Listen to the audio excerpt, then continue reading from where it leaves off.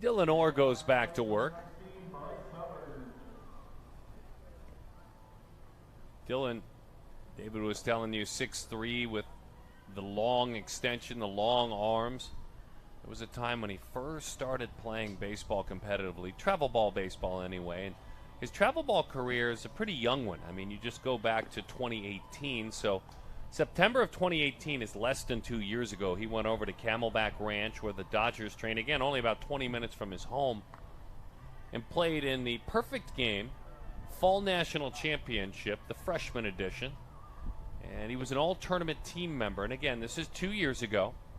Back then, 6'2", still 190 through 79 miles an hour, 75 to 79. Just, this is a young man coming into his own. Yeah. What's that, heading into his freshman year? Coming out of his 8th grade year into his freshman year, which is, that's pretty decent velocity for for that age. You know, he's actually made a pretty steady, I bet you, at the same time as I'm looking as you scroll through the 83, 79 to 83 to 88. Now he's 87 here. So he has a very nice, steady progression. We see him about every 6 months. He's added, 2, 3, 4 miles an hour every time we've seen him. And the curiosity you have as a scout is, okay, you've been progressing this far. You're getting a little bigger and stronger. How many more progressions do you have? Do you have one up to 92, or maybe 2 more progressions up to 95? 17U Select Festival MVP Riley Stanford awaits a curveball that hits the inside corner for strike 1. That was more that big downer curveball that he throws at 70, 71 miles an hour. There's subtle differences to it because that was a straight 12-6 breaking ball. Ran a fastball up there at 87 miles an hour that took off at the plate. It started at about the belt and ended up jumping a lot higher. Stanford, again, that 18-14U Select Festival. That's a 14U All-American game put on by PG. Swings at a breaking ball. That's more of a hard breaking ball. Sticking with it. Doing the best to make the play that he can as that one trickled away from back behind home plate. But Bogan Simmons, he's got Stanford on with a strikeout, but he reaches. It's a good pitch. Yeah, those are definitely 2 different pitches. I mean, he may call it a curveball and a slider. I think they're just 2 different versions of a curveball. He's distinctly different, maybe a little, 1 slot lower, a couple inches lower, throwing that harder curveball, the sweeping curveball that he probably does call a slider. But fundamentally the same pitch, but 2 distinct purposes in the pitcher's mind. Well, Stanford is a big, big athlete. I mean, for a guy who can throw hard, pitch when you need him, hit and play athletic, he's listed at 6'4". He looks about 6'7" with those broad shoulders, talking about Riley Stanford. That is a lot of human being to be such an adept athlete. Yeah, and of course, in one thing, you worry about. That's a nice single into left field off the. Brant Bauckham with a base hit. Bauckham just jumped on that fastball. Hey, if you see a fastball where you like it early in the count, hit it. But when you look at the big athletes like a Sanford, like a Brady House, the top-ranked player in the 21 class, who both have the size and the athleticism, you wonder at that young age if they just got big too fast, how they're going to handle it when they're, instead of being 15 or 16 years old and just physically superior and bigger than all their peers, when they're 20 years old, let's say, or 22 years old, what they're going to do athletically. Are they going to slow down? What's their body going to do? Because, after all, what a pro scout's doing, they're not as concerned with what you are when you're 16. They are trying to project you to what you are when you're 22, 24, 27 years old when you're playing in pro ball. Yeah, I totally understand that. I still feel like I'm looking at Aaron Judge out there at second base. Yeah, and then you have players like Aaron Judge or Giancarlo Stanton who are big, but they're such good athletes, and eventually you have to judge the overall athleticism. Right. It's interesting. It's exciting as that one paints the outside corner. Devin Kodali goes down on strikes. Here's a look at this pitch from this talented right-hander Orr. And the pitch before was that sweeping curveball. So maybe Kadali had in his mind, okay, this is another curveball. He started it out right there at the outside corner and just kept it there. Ryan Rivera, San Marcos High School, San Diego, California. USD is his school of commitment. Boom, over the outside corner, 87. And I think that's one of the reasons they're trying to make things so analytical with all the measurements they've introduced in scouting. Is to take some of that guesswork, the feel as we get a breaking ball there. Sanford using that big man speed to steal third base. Got a little tear in his uniform too to go with it. But yeah, I think that the movement to all the measurements is an attempt to quantify what for so long in scouting has been, going by feel, going by experience. Bottom part of the strike zone as that one is rolled foul. Rivera can play on the corner of the infield in either spot, wherever you need him to play.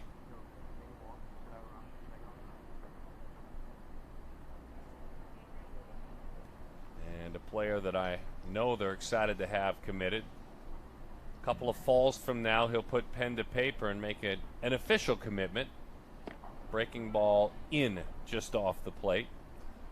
We've seen Rivera. He plays for the CBA Wave Travel Team. He's still 16 years old, including events in the past. This is his 10th perfect game event, through 85 as an infielder yesterday.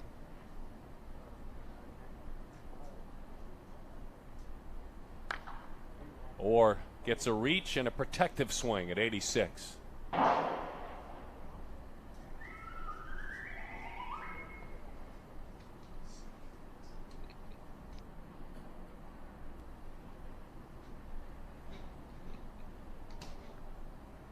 That fastball, by the way, 2,400 RPMs with a spin rate.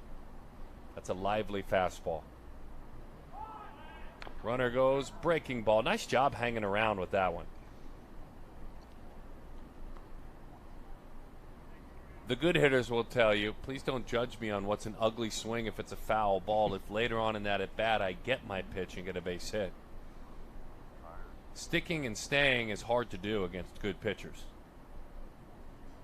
Let's see if Rivera can reward himself. Swings and he misses at a fastball off the plate, 88 miles an hour. Yeah, took an aggressive cut. I think when he started that swing, he's thinking, okay, this is the pitch I've been looking for, but it was so well located, just right there on the outside corner. Way too close to take it and take the chance. But like that, 88, that's one of his best fastballs velocity-wise, working out of the stretch with 2 strikes. Lincoln Sheffield takes his turn now.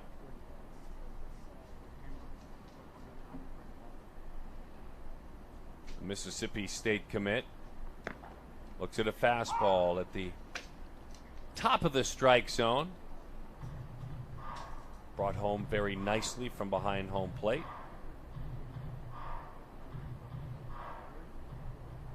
Nice catcher back there, Bryce Hubbard. Breaking ball in.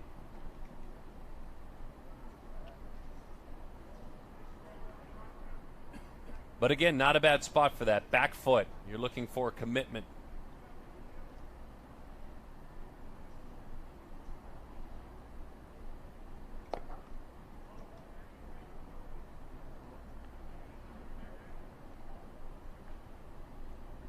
I'm all in with Dillon Orr, by the way.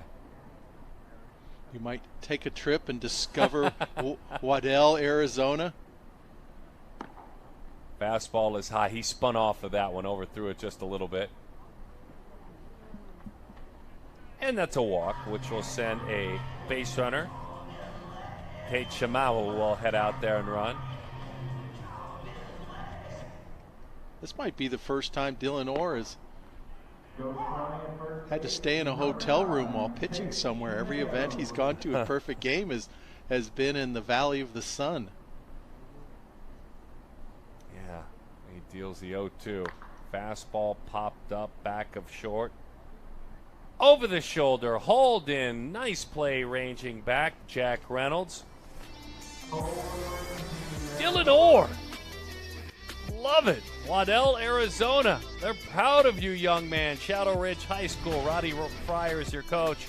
Nicole, mom, Brian, dad, you had to like this. Oh, had to like it, and maybe there's somebody out there who saying, why are they getting so excited about a pitcher throwing 87 miles an hour, basically? But it's because what could be there. He's touching a little higher. He shows feel for it. That's the kind of body you want in a young pitcher, and he's going to be an exciting one to watch over the next 2 years. He's not going to be uncommitted very long if he chooses not to be. And by the way, too, if you are, wondering why we're getting excited, just don't concern yourself too much with it. We're fine. We're okay. Better than us getting bummed out, right? I mean, optimism. But it's easy to have optimism watching him pitch. Yeah, there's even a code of conduct amongst scouts. If somebody's like, hey, I really like that, I've got this guy in a high round, whatever, and if you don't agree with it, you just say, I guess there's something I didn't see. You don't say that, no, I think you're wrong. You say there's something there that I haven't seen. So, wow, that's interesting. How many years have you scouted, David? A little over 30. So a little 32. over 30 years.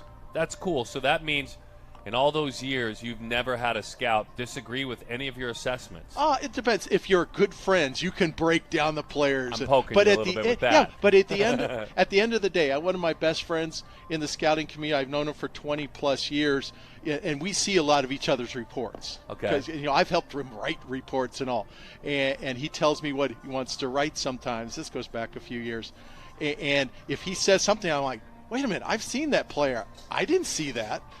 But that's always how it's expressed. I didn't see that. Right. Because you respect the opinion of the other scout. He's seen him another day, maybe a whole bunch of other days. And he saw something that you haven't had a chance to yet, or maybe he just has a little bit of a different value system. There's a